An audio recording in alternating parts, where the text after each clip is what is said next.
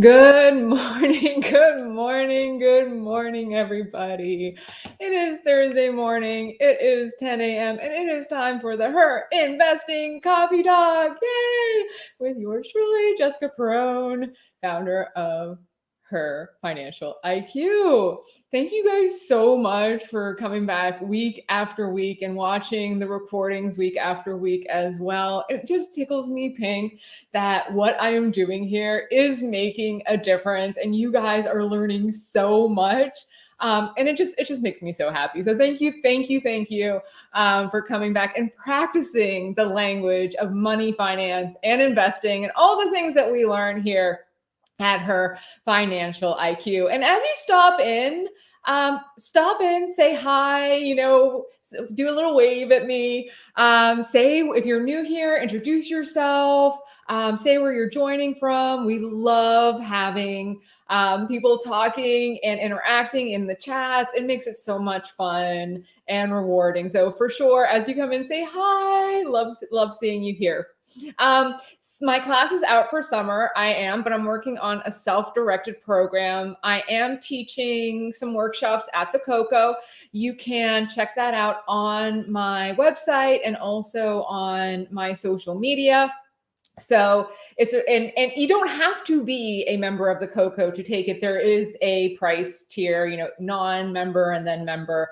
So you can take it. It is virtual, so you don't even have to be in New Jersey to take it through the Coco. So yes, I'm doing stocks for beginners. So if you've always wanted to learn about stocks and investing in stocks, this is a great, very basic, very beginner workshop that I know you'll love. And then I'm also doing a before investing about getting all your financial ducks in a row. I'm almost done with my workbook for getting your financial ducks in a row. So if you're interested in picking up a copy of my workbook, message below. I'll have that out, I think, in the next week or so that you can actually buy a copy and start getting your financial ducks in a row. I'm so excited for that as well. So I do have a whole bunch of appearances that are coming up. So join the mailing list. Every Tuesday, I do send out an email of all the things that are going on in Her Financial IQ land. So you can stay on top of free events, paid for classes, workshops, the self-directed program that's coming out, the workbook that's coming out, all these fun stuff that's coming out. So definitely join the mailing list on my website, herfiniq.com. Now, I'm contemplating changing the name of my show, but I always get really great feedback from my viewers. And what I've noticed is that my program has morphed. Initially when I started Her Financial IQ, I was thinking about teaching women how to trade. And then it morphed into teaching women about investing. And then it morphed into teaching women about money concepts because they need to get their ducks in a row before they start investing. So with that said, now that I'm doing money, investing, finances, talking about financial news so that it's understandable for you guys, I wanted to change the name of my show. And I want you guys to help me out on this. I have picked two names. If you could help me choose one of the names, that would be fantastic. Or if you could suggest, I know there's so many creative people out there. If you could feel free to suggest a name for the show, that would be fantastic. But here are two concepts that I'm thinking of. The first one is Her Money Show, right? Because that's really what I'm doing. I'm talking about money. And that is so money. Everyone loves, whether it's from budgeting all the way to investing, to talking about financial news. It's all about money. It's all about money. And that's so money, right? It's so money. Get it? Ha ha ha. And then the other one is Her Money Talks. Because really, we are just talking about, I want to keep it approachable. We are talking about money, right? And it's a dialogue. It's an ongoing dialogue where we talk with each other about money. So the other show idea name is Her Money Talks. That not only are we talking about money, but money does talk. Yeah, who loves that? Who loves that? Okay, so those are my two ideas of show names. If you can think of one as well, I really want to use the her in it to go along with her financial IQ, her fin IQ. So I would like to keep the her in there. But if you have any ideas, put them in the chat, message in. I would love to hear from you. So I like those show names also. Her money IQ. I love that, Kendra. I knew you guys would come up with a good ideas. Okay, so now her money IQ is going to go on there. And I'm also going to post, hey, Adina, hey, Kendra. I'm also going to post this on my social media so you can vote. Okay, you can vote for the new show name. But I love that, her money IQ. I do, money IQ. Way to go, lady. Way to go, lady. I love that. Hey, Karen, you're in the house too. I love this. So, hey, for Adina and Karen who are just joining us, we are contemplating the new show name. Yes. So, since I have diversified into money concepts, budgeting, the financial ducks, all the things you need to do before investing, and talking about financial news, right? So, the three now, because Kendra came up with a fantastic idea, but so the first two that I came up with were her money show, her money talks, and her money IQ. Okay, so those are the three. Hey there, Seth. Oh my goodness, it's so nice to see you. I'm so glad you showed in. Okay, her money sounds so much like harmony. I think there is a clever little title in there. Oh, I love that. Thank you so much for chiming in, Seth. I really super appreciate it. Okay.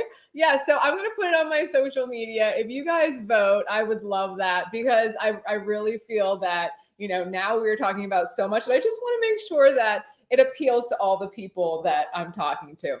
Okay, so let's get started. Let's get started here.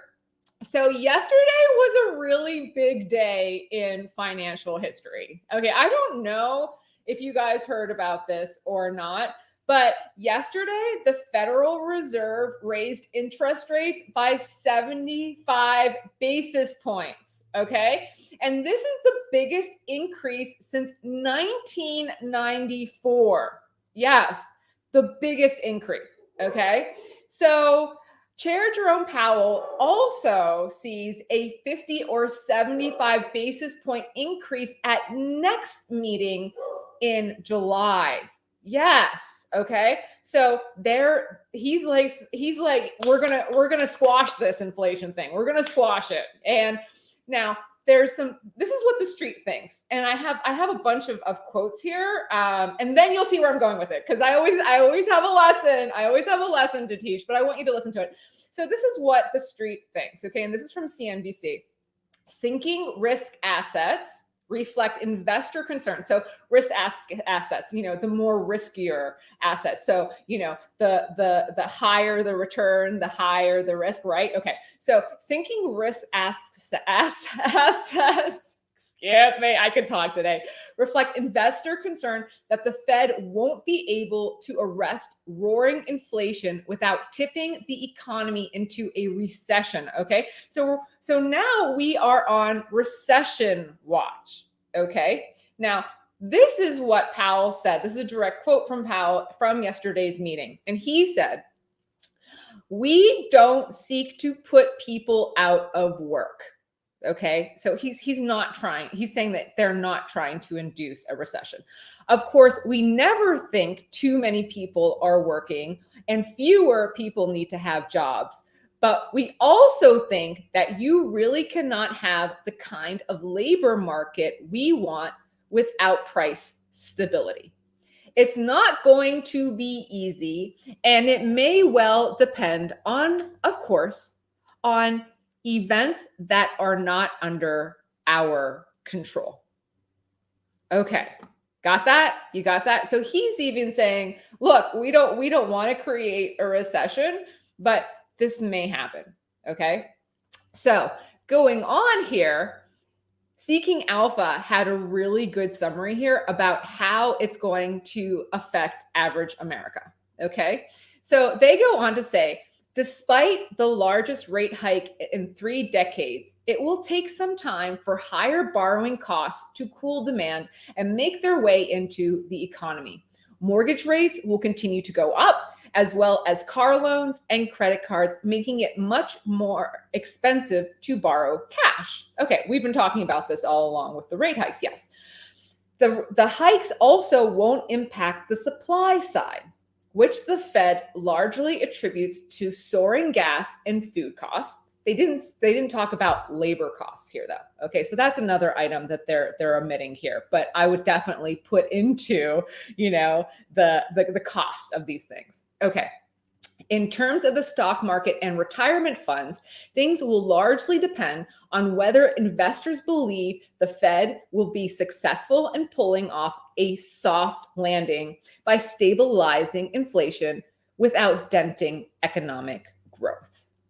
Okay, okie dokie. So now what we are on recession watch. Okay, now this is going to be a big aspect for us to be watching.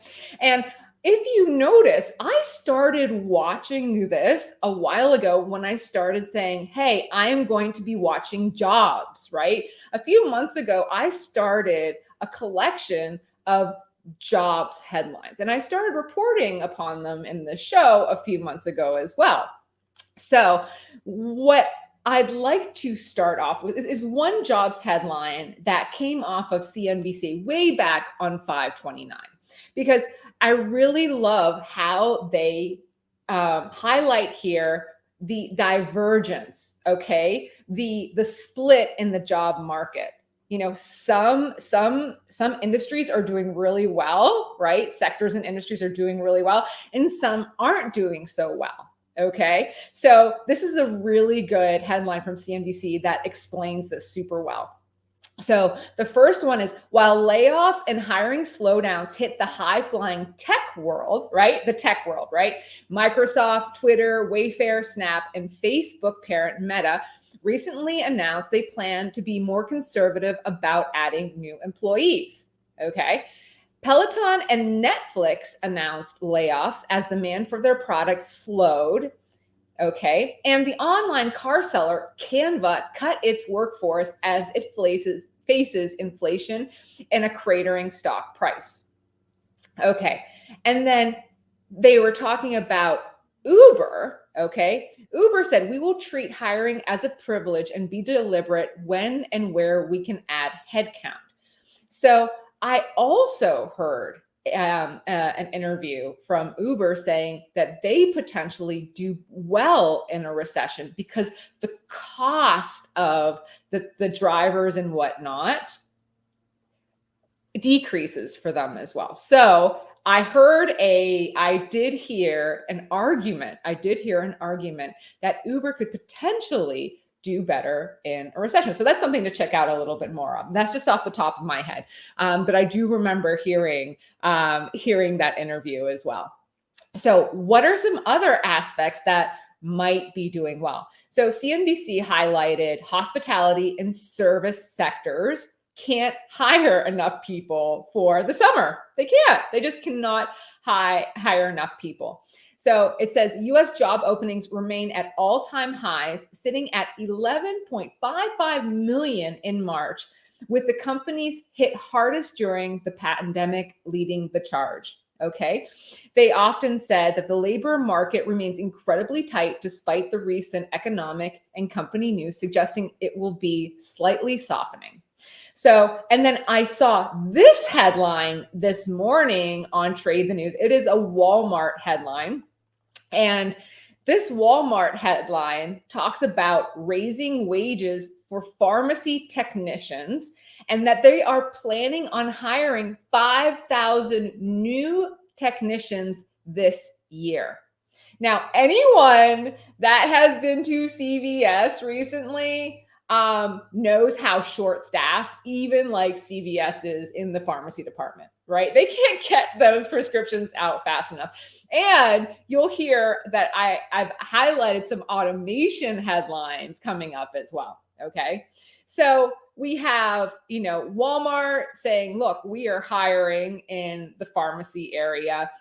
we are also see. I also saw a headline about Lego, right? So this is out of Bloomberg today, and it says Lego will invest $1 billion in its first U.S. factory because of rising demand in the Americas, right? So potentially we have more factories coming back to the US, so we will have more jobs in that type of industry. Okay, so far, we are seeing we're seeing the divergences, right? There are certain industries that are doing well and certain industries that aren't doing so well, right? So with that said, let's look at some of these other headlines that I'm seeing, okay?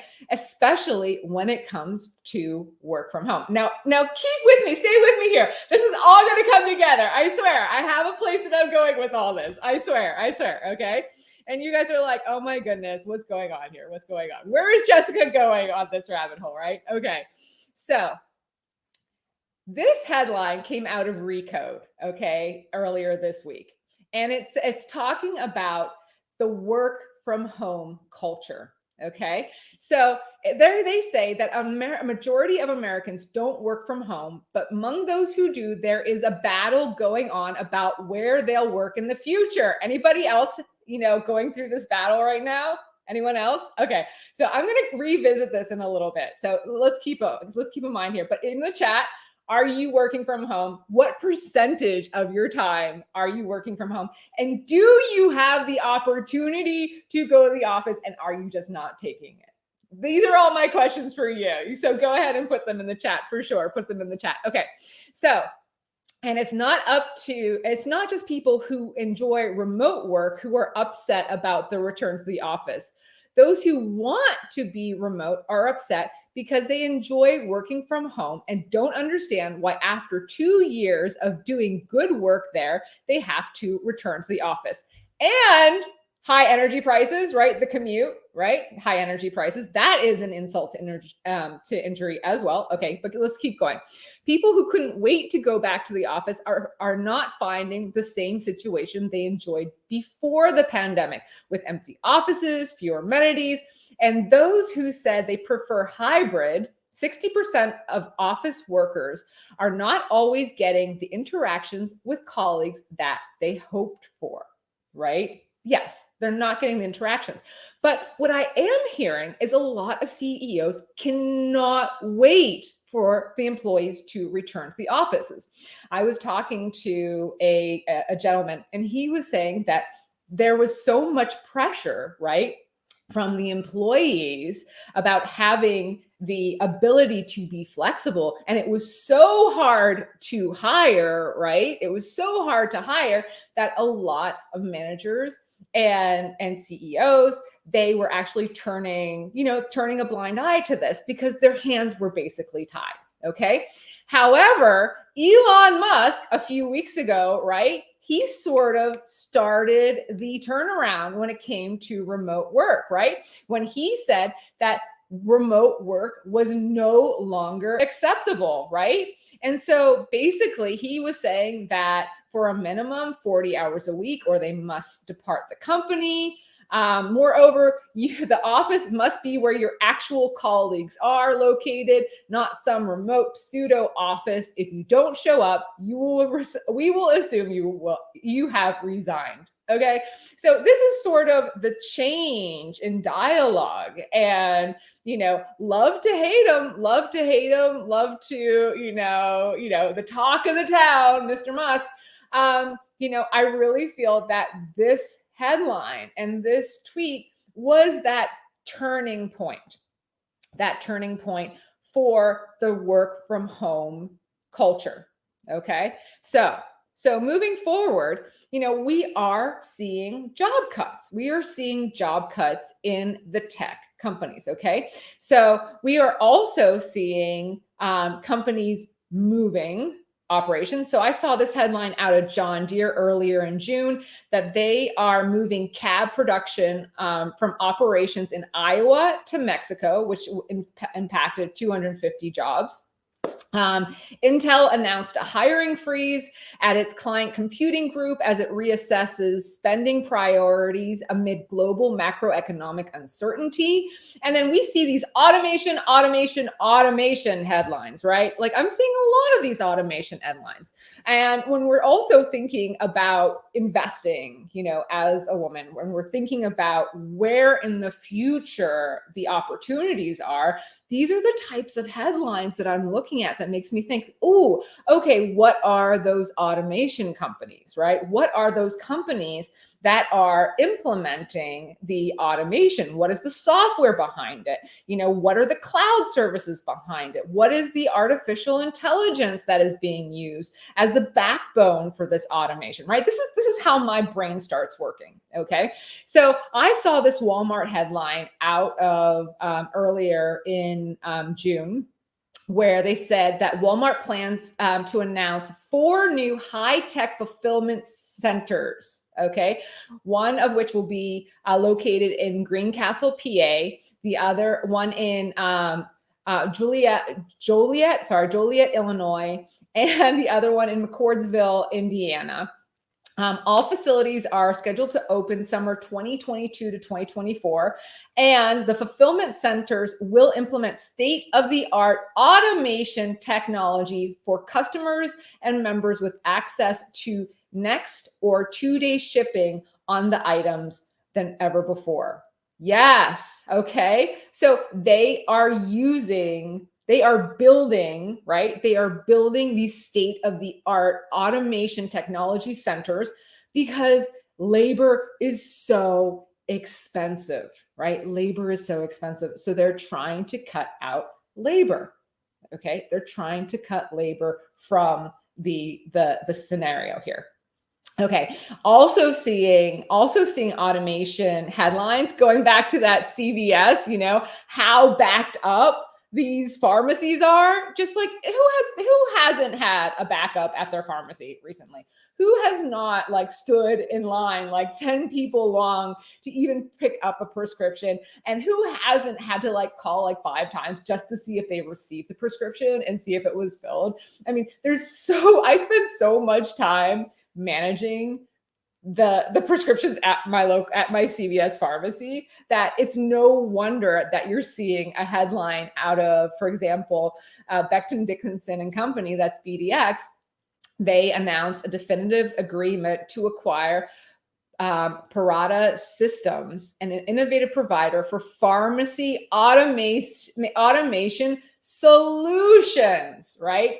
And they go on to say that the pharmacy automation market segment is expected to grow approximately 10% annually to 1.5 billion in the US alone over 10 years. Yes, right? Does anyone doubt that? If anyone has been to a pharmacy, do you not doubt that the next automation that you see is going to be in the pharmacy section? I mean, what I really think of is how in hospitals they have those little kiosks that go from bed to bed, and it just dispenses the right amount and it keeps track of it. I could just see the pharmacy just being a really big dispensary. I can totally visualize that happening.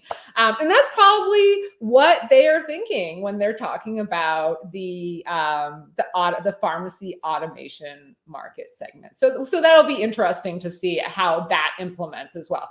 Okay, so we are talking about automation, right? Okay, so these are all going to be pressures on the job market too. And finally, one more automation, right? So you see all the delivery vans all over the place for Amazon, right? I see them zipping around the neighborhoods all day long, okay? But guess what? Amazon is finally ready for Prime Air drone deliveries. Yes, so if you have drone deliveries, guess what? You don't need to pay for gas, right? And you don't need to pay for, guess what? The humans, right? So those were 2 of those costs that we were talking about previously, those 2 costs, right? So they are cutting them out. They're cutting them out, right? Okay. So with that said, This is out of Seeking Alpha as well. It has been 9 years in the making, but Amazon, AMZN, just announced it will begin deliveries using Prime Air drones later this year as it attempts to get long delayed project off the ground. The service will initially be available in Lockford, California, which is about 40 miles south of Sacramento, and will use feedback from the service to improve its operations. To fly delivery drones in the US, companies have to be approved by the FAA, and the retail behemoth is one of only 3 firms in the US that has received Part 135 certification. Okay, so let's talk really quickly about the competition, and then I'm going to bring all of this together. I swear, I'm going to bring all of this together. And I'm so glad that you guys are, can you guys guess where I'm going with this? Can you guys guess where I'm going with this? Okay. But the competition. So we have Alphabet's, and that's Google, parent company. And so Alphabet's Wing launched commercial service just north of Dallas in April. And it hopes to press the button on wide-scale development. Walmart's drone delivery program is also available to more than 4 million households in the US.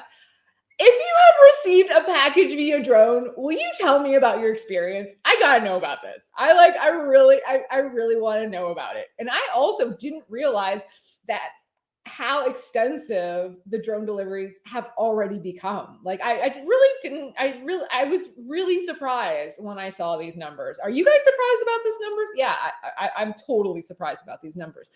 Okay. Making it possible for customers to get diapers or dinner ingredients delivered in 30 minutes or less. Delivered in 30 minutes or less. Okay, meanwhile, Uber Eats has promised to ratchet up drone delivery operations in the near future, but until now, the technology has mainly focused on small scale trials. Okay, so with job cuts and automation on the horizon, how can you prepare for a recession? Yes, this is how I'm bringing it all together here. Well, there's 2 aspects. There's 2 aspects of preparing for a recession, hunkering down and preparing for a recession. There's 2 aspects. There's the at work aspect, and then there's the financial aspect, accelerating getting those ducks in a row, right? Those are the 2 aspects that you really want to hunker down and really focus on. So at work, okay, the first thing you want to do is be more visible. Be more visible, right? Like you want to show that you are not disposable, right? So even if that means going to the office more than you need to so that you are visible, do it. I'm telling you, do it. So you are more visible. You are in the eyes of your management and you are seen on a regular basis as making the effort and getting to the office. Okay, so that's number 1. The number 2 is go to more meetings and participate more. Turn on your camera. Don't hide behind a blank camera. Like put on your camera and interact and be present. Okay. So that's another tip there. Be more present in your meetings, right? Okay. So that's point number 2 on how to be more visible at work. Okay. To protect your job, because we are seeing job cuts come down, right? Or even hour cuts potentially coming down the pipeline. Okay. So the other thing is take less breaks, right? Like how many of you guys, when you are at home, get distracted?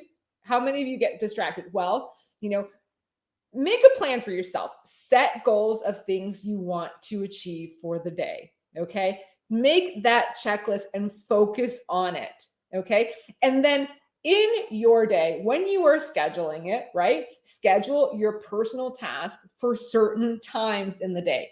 Manage your personal stuff in off-hour times. I know that is tough. We've gotten so used to like, okay, in between this project, I'm gonna go move along laundry, right? Like we've really had the opportunity to have sort of this work-life balance. But when it comes to being present and being visible and disposable, this concept, you really want to show that you are not disposable, that you are an important part of that team. Okay. And so the last recommendation I have is check in with your boss and see how you are doing, right?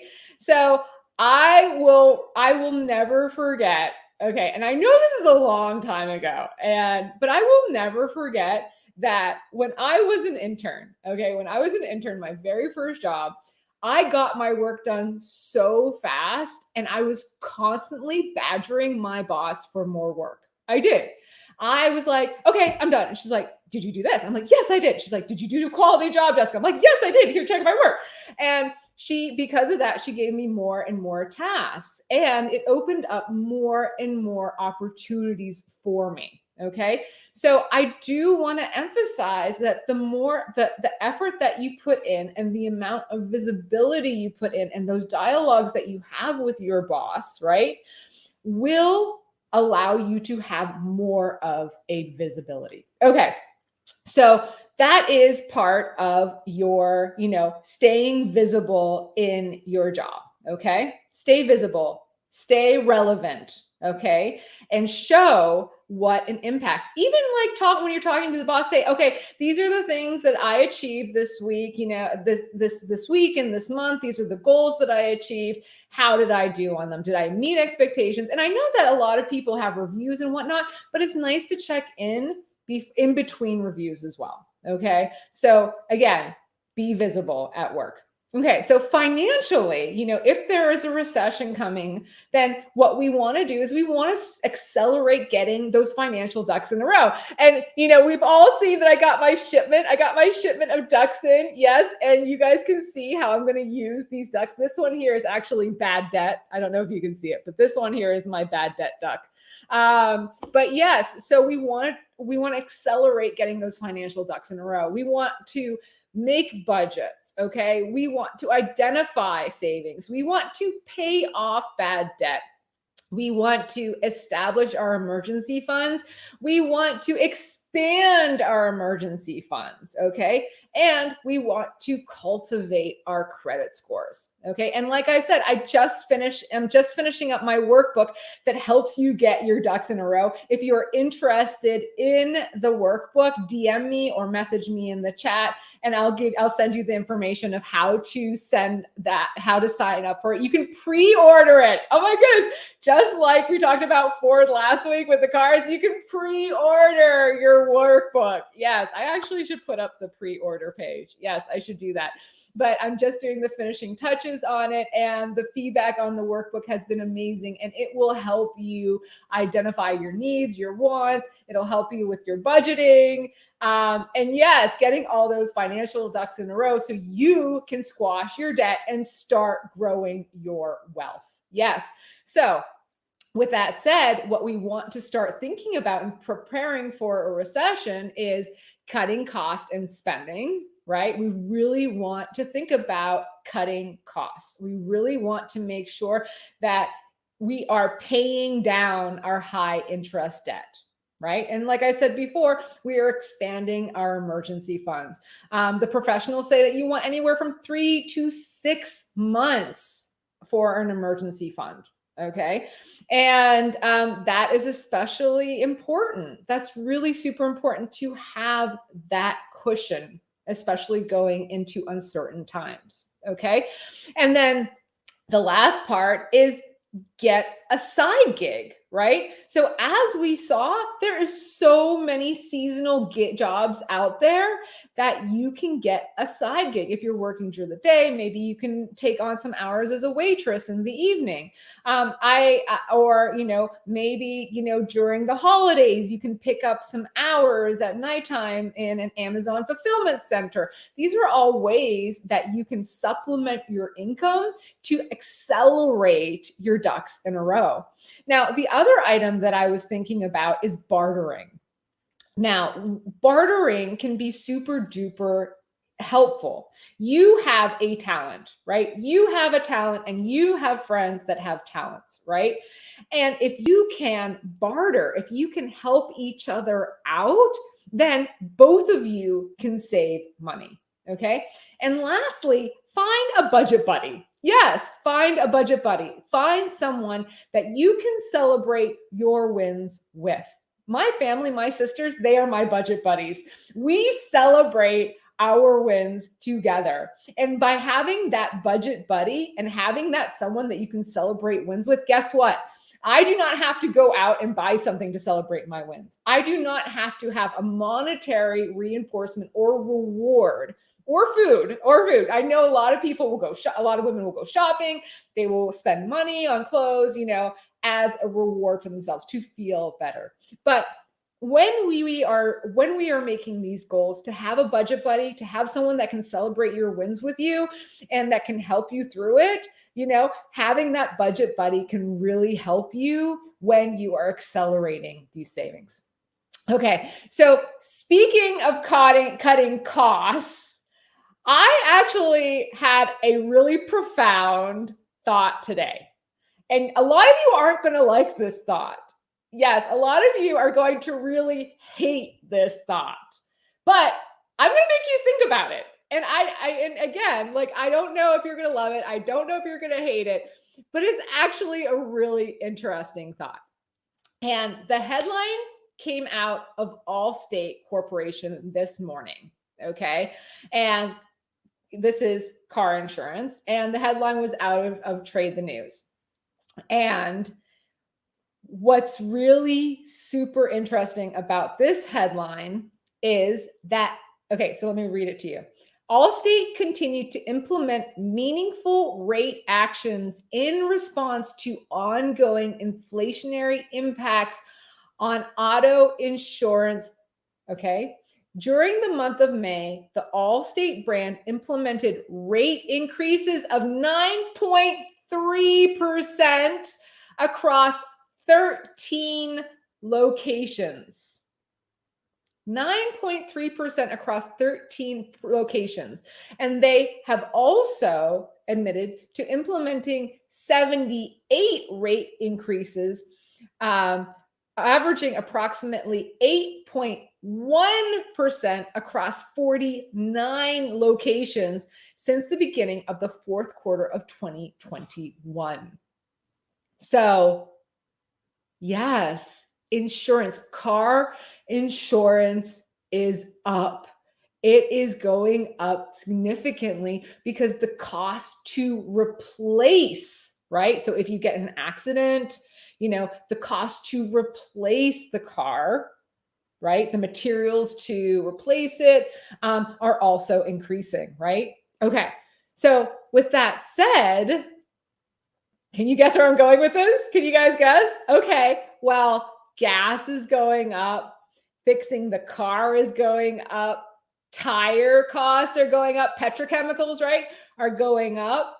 You guys aren't going to like this thought, but maybe if you really need to save money and you really have to batten down the hatches and you have some outrageous bad debt, credit card debt that needs to get paid down, could it be time to lose the car? No, just bear with me on this. I know you guys are like, you're ready to throw tomatoes at me when I say that. Get ready to lose the car. I know you guys are like ready to start yelling at me. I know you are. But listen, this is where I'm going with it. Because believe it or not, I did not get my driver's license until after my first child. No joke. So I always lived in cities, right? I always took public transportation, whether it was the bus or the train, right? Getting to work, I would take the bus or the train. I even remember in high school, and I don't know if they check IDs now, but in high school, I even went to go visit colleges on the Greyhound bus. No joke, right? I didn't have a car. My family had like one car. 8 children, no time to take me on college visits. No joke, no joke. So I took the Greyhound bus by myself. I never forget this. I went all the way to upstate New York to Rochester Institute of Technology. Yeah, I went there all by myself on the Greyhound bus. I'll never forget that. I don't know how my parents let me do that. And I don't know how the Greyhound bus let me do that. But yeah, in high school, that is what I did. I just made it work, right? And even when I was living in Boston, I would commute to the Globe. I would take transportation. And then when I did my vacations, well, it was all around the train and bus line, right? So I knew that the train line went to all these places and I would take the trains there. And I will never forget this. I don't even know if it still exists, but the Chinatown Express, it went from Boston Chinatown to New York Chinatown. And it was like ridiculously inexpensive. Does anyone know if that bus still exists? Well, okay. So I would take that bus or the Greyhound going back and forth to New York City, right? So I was a mover and shaker. I did not need to have a car because I just got it done with public transportation. Now, nowadays that I have kids, and I live in the suburbs, it's a little different, I will admit. But I will say that the moms out here are really super creative about carpooling and like babysitting each other's kids and really helping each other out as part of a community, when other moms are stuck. Hey, I have to get to work, my nanny's sick, blah, blah, blah. They all came together and worked together and helped each other out. Okay. So with that said, in my teen class, when I'm explaining to them the hidden costs of a car, I actually have an example, and I'm going to explain this to you guys as well. It is the yearly cost of maintaining a car, not including your car loan. Not including your car loan. Okay. Now, keep in mind that these figures are from 2017. Okay. It's a AAA study from 2017. That's the study that I found. However, under fuel, I have reworked the numbers and we'll get there. So there are 3 big inputs. Okay, there are 3 big inputs into your yearly car costs. Okay, there's tires and maintenance. And AAA found that on average, new vehicles cost $1,186 a year to maintain and repair. Okay, so that's number 1. Number 2, the second largest cost, another very large cost, actually is the largest cost, is fuel. Consumers in 2017 spent an average of $1,968 per year or $164 per month on gas or other fuels and motor oil. So I know this is dated, and I know that now, gas prices are so much higher. So I did a quick search. So the average cost of gas in 2017 was about $2.50. Okay. I'm just rounding it. It's on about, okay. I just wanted to make, to get things close. Okay. And so basically that's half the price that it is currently. So what I did in my calculations here is I actually doubled that 2017 cost. Okay. And so with that new per year cost for fuel is $3,936 a year. Okay. And then insurance, we did see that there has been insurance increases. So, but I'm still using the 2017 number here. And so the average insurance premium from the study that I'm using was $1,062 annually. Okay. So those are your top 3. And I'm not even putting in parking in here or, whatever subscriptions you have within the car, whether it's your XM, whether it's your Pandora, whatever it is, you listen to the music, all those things I'm not including. These are just maintenance, fuel, insurance. So your total cost a year to maintain this car, not including car loans, is $6,184 a year. Okay. And when I what I'm trying to do is I'm trying to help women specifically, and everybody start thinking about what is the return on my investment, right? When we are looking to spend any monies, right? There's so much emotion that is wrapped up in the money conversation, in the money dialogues, in the money habits you have from the way that you were raised, your parents' attitudes towards money. These all go into how you feel and you interact with your monies. So to make it Vulcan, to make it very logical, what I hope you will do is whenever you are making a purchase or when you are looking at your budgeting, you go through as an investor point of view. You say, what is the return on my investment?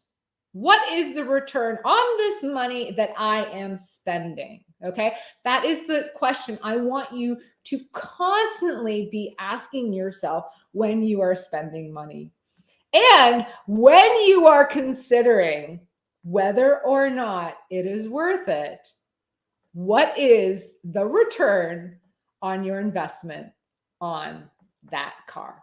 Yeah, that is my thought of the day. And I know that people aren't happy with that thought, but I want you to think about it. I want you to think about from a logical point of view, if you are hunkering down, if you have significant bad debt, credit card debt that has crazy interest and is just spinning away over there, think about, when you are looking at cutting costs, and you've gotten to the point where you're like, what, I don't know if I can cut any more needs. I don't know if I can cut any more wants out of my budget.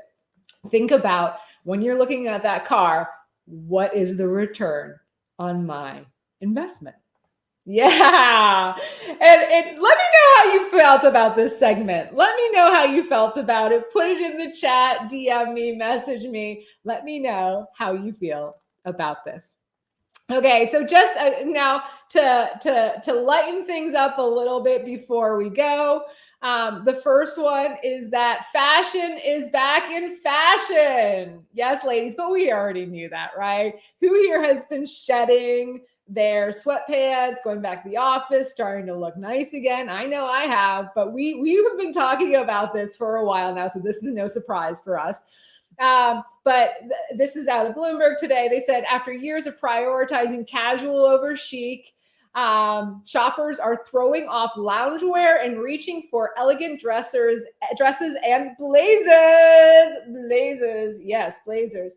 Many retailers bet big on consumers continue to slouch in sweatpants. Now they must decide if upswing in fancy dress is a post-COVID flash in the pan or a renewed trend. What do you guys think? Is the dress up here to stay? Well, I also say if we're going back to the offices, if we are trying to be visible for our bosses, if we are turning those cameras on, then I say yes. Yes, that trend is here to stay.